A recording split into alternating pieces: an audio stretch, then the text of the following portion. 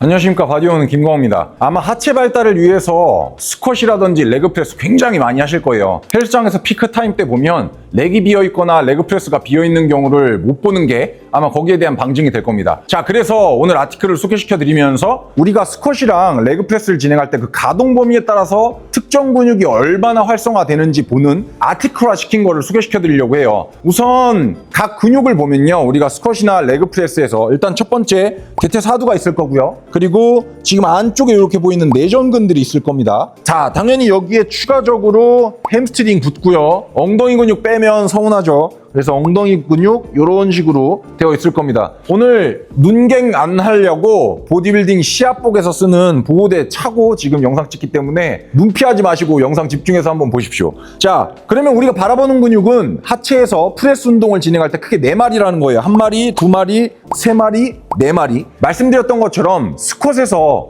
연구 3개를 종합해서 각 가동 범위에 따라서 어디가 더 활성화되고 덜 되는지를 봤습니다. 이 가동 범위라는 건요, 0도에서 140도를 봤는데 0도면 여기입니다. 그리고 140도면 아주 정확하진 않겠지만 이 정도가 90도일 테니까 한 이 정도까지를 봤다라는 거죠. 자, 그래서 이 각 가동 범위마다 어떤 근육들이 더 많이 활성화가 됐냐, 이거를 살펴봤더니 결론부터 말씀드리면 대퇴사두의 최대 활성도는 90에서 100도 사이에서 일어났다고 합니다. 그러니까 우리가 스쿼트에서 무조건 완전 깊이 않는 ATG가 스쿼트의 왕도다라고 설명을 하기에는, 만약에 스쿼트를 하는 이유가 대퇴사두의 발달을 위해서 하는 거라면 사실상 그렇게 깊이 앉을 필요가 없다라는 거죠. 자, 나아가서 그래도 스쿼트에서는 내전근도 포함되고 햄스트링이랑 궁근도 포함되는 거 아니냐, 이렇게 반문이 들 수 있을 거예요. 자, 그래서 봤더니 140도까지 앉는 범위에서 특히 120도에서 140도 범위까지 앉았을 땐 그제서야 내전근의 참여와 엉덩이 근육의 참여의 비율이 높아졌다라는 거죠. 여기에 추가적으로 조금 덜 앉았을 땐 엉덩이 근육 활성도가 높고요.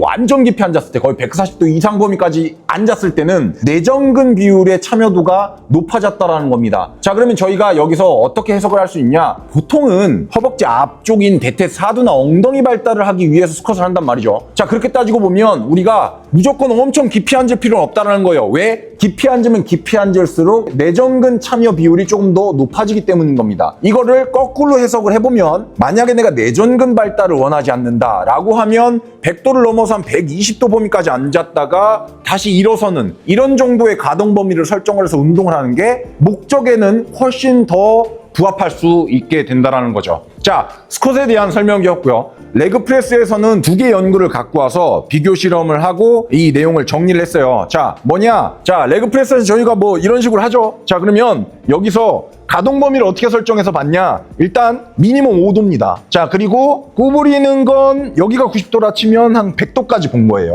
그리고 이 연구에서는 이게 150도까지 좁히는 사람도 있었다 그러는데 아마 조금 특이 케이스였던 것 같습니다. 그래서 평균적으로는 5도에서 한 100도 정도까지를 봤다라고 했어요. 자, 그러면 5도에서 10도, 뭐 한 20도 범위까지 이렇게 하는 건 우리가 흔히들 디스를 많이 하는 깔짝 프레스가 될 거고, 여기서 깊이 운동을 진행을 하는 건 완전 가동 범위로 레그 프레스를 하는 그런 모양새일 겁니다. 자, 이렇게 봤더니 레그 프레스에서 대퇴사두의 발달은 깔짝 프레스를 하나 완전 가동 범위로 하나 큰 차이가 없었대요. 그런데 깊이하면 깊이할수록 내전근의 참여도나 엉덩이의 참여도가 더 높아지는 건 같았다라고 합니다. 그래서 우리가 만약에 레그 프레스를 하는 목적이 진짜 대퇴사두 하나만 뾰족하게 그것만 보고 할 거다라고 하면 실제로 레그프레스에서의 가동 범위가 짧아도 무방하다는 걸로 해석을 할 수가 있다는 거죠. 그런데 우리가 이 연구들을 다 종합을 해서 아티클을 잘 살펴봤을 때 이런 생각이 들 겁니다. 스쿼트나 레그프레스를 대퇴사두 때문에만 하는 사람은 거의 드물다라는 거죠. 왜 그러냐? 이런 복합운동의 계열의 운동을 진행하는 경우는 대체로 하나의 동작에서 여러 가지 근육을 쓸 목적을 가지고 하기 때문에 이렇게 생각할 수가 있다는 거죠. 야, 누가 스쿼트나 레그프레스를 대퇴사두 발달 또는 엉덩이 발달 때문에 하려고 하냐? 가동 범위를 내가 가능한 범위 내에서 가장 깊게 가져가가지고 운동을 진행을 하면 내전근의 발달, 엉덩이의 발달, 대퇴사두의 발달, 햄스트링의 발달을 동시다발적으로 할 수 있는 거 아니냐라고 얘기를 할 수가 있다는 거죠. 이것까지는 정확한데요. 이제 여기에다가 제 해석을 붙여서 설명을 드리자면 이렇게 얘기할 수가 있어요.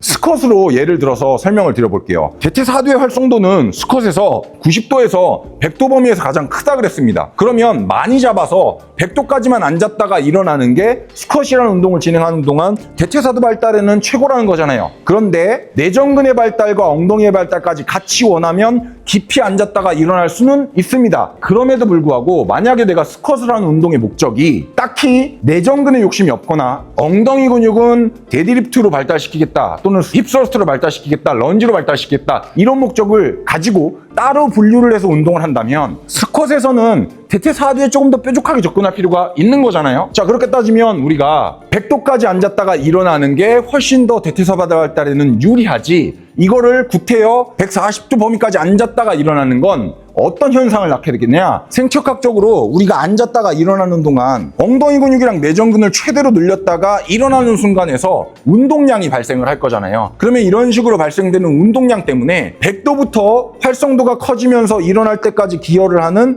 대퇴사두 같은 경우에는 운동량이 발생한 가속을 그대로 얹어가서 일어나기 때문에 깊이 앉는 게 오히려 대퇴사두 발달에 방해가 될 수가 있다는 거죠. 왜? 바닥 자세에서 일어나는 동안 내전근과 둔근, 엉덩이 근육이 그 운동량을 발생시켜서 일어나는데 가속을 발생시키면서 도와줬기 때문이라는 거예요. 그래서 이런 식으로 접근을 해보면 우리가 스쿼트라는 운동을 진행을 할 때 만약 내가 하체 발달을 위해서 스쿼트 빼고는 아무것도 안 할 거야 라고 하면 무게를 최대한 많이 얹어가면서 최대한 가동 범위를 활용해서 운동하는 게 도움이 될 수 있지만, 만약에 내가 스쿼트를 하면서 다른 부위의 발달을 위해서 RDL도 하고 힙서스터도 하고 런지도 하고 어덕터 박스업도 하고 이런 식으로 간다면 스쿼트에서는 이런 식으로 조금 가동 범위를 구분지어서 갈 필요도 있지 않나, 이렇게 한번 생각을 해봅니다. 자, 오늘 제가 준비한 내용은 여기까지고요. 한번 각자 스쿼트나 레그프레스를 할 때 어떤 목적을 하고 하시는지, 또 그렇게 운동을 진행을 할 때 각 가동 범위에 따라서 근육의 활성도는 각자 어떻게들 생각하시는지 댓글 남겨주시면 제가 또 참고를 해서 좋은 내용을 가지고 이렇게 영상으로 찾아뵙도록 하겠습니다. 감사합니다.